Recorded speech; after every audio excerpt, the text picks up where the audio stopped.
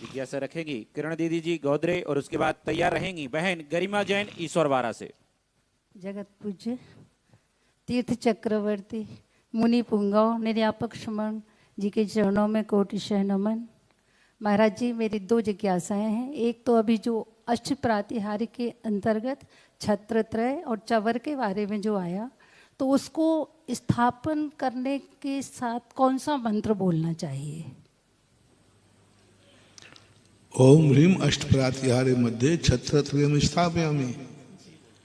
ओम ह्रीम अष्टप्रातिहारे मध्ये चवरद्वयम स्थापयामि, यही काफी है। अब जो भावनात्मक करते हैं, हाथों से यूं हिलाना करना, ये एक भावना है। जैसे अपन कभी आरती उतारते तो आरती को यूं क्यों घुमाते हो, तो एक भावना का अतिरेक है। जब अपन कोई भावातिरेक होते हैं तो कोई पढ़ते पढ़ते भगवान के सामने यूं हाथ करते हैं, तो ये हाथ कोई मांगने वाले हाथ नहीं, एक भावना है। इसी प्रकार से जो हमारे पास भाव नहीं है, मतलब छत्र चवर नहीं है, तो हम भावना से कर लेते हैं, ऐसा मानना चाहिए।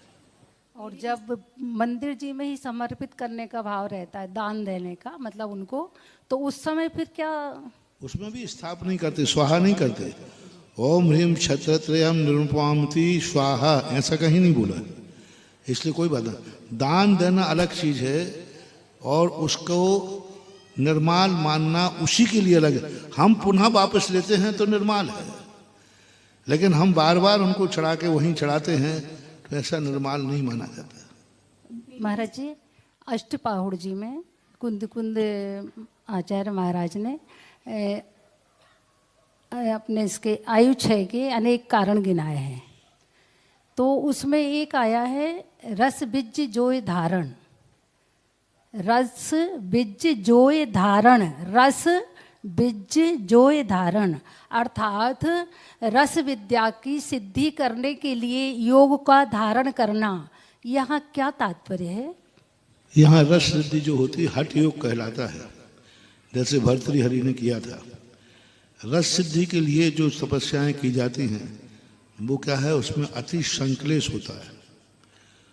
उसमें परिणामों का व्यक्ति को बहुत टेंशन होता है, और इतना टेंशन होता है कि उससे आयु कर्म का क्षय भी हो जाता है।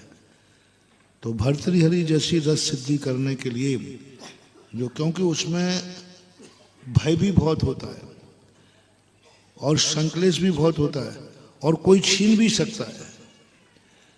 बीच में आपको सिद्धि कर रहे हैं और बीच में दूसरा आकर के छीन लिया। जैसे आपको मालूम होगा, पद्म पुराण में पूज्य रविशरण आचार्य महाराज ने एक सूर्पणखा का बेटा शंभु एक बांस के झुरमुट में बैठकर विद्या सिद्ध कर रहा था। विद्या सिद्ध हो गई खड़ग, लेकिन वो खड़ग तो सिद्ध तो उसने की और लक्ष्मण को लाभ, लक्ष्मण ने उसको ले लिया और लक्ष्मण के पास रह गई। अब सिद्धि उसमें की और प्राप्त लक्ष्मण को हो गई, तो अब उसको कितना संक्लेश हुआ, प्राण चले गए। और मान लो वो बाहर निकलता तब भी लक्ष्मण के हाथ में तो पहुंच ही चुकी थी। यदि लक्ष्मण और झुरमुट को नहीं काटते तो भी बाहर आता, तो भी वो सिद्धि तो लक्ष्मण के पास पहुंच गई थी, फिर कितना संक्लेश होता।